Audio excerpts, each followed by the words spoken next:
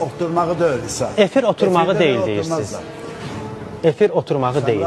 Bax, elə bu mövzuya... Mən belə qoya bilmələm ala. Hə? Əslində kişiləri oturmalı. Bir daha. Oturmalıdır mı? Bəli. Kişi belə də oturur. Bəs kişi ayaqlarını aralı oturmalıdır. Yox, sən hələ çox şeylər görmə. Yox, əstəğfurullah. Burada görmüşəm, mən Sovetskidə. Mən orada hər cürə ayağın tinə qoyur belə, yanır, belə. Əlində təsbih. Yox, mənim oturuşum ümumiyyətlə mədəniyyət və etika dərslərində qadınların oturuşu belə gedir. Sən sus da, qırdayım da. Yox, xahiş edirəm da, yəni kənardan olmasın. Deməli, Avropada olan jurnalistlər, nə bilim, çıxış eləyənlər, fikir söyləyənlər, onlar hamısı otururlar sən kimi, belə.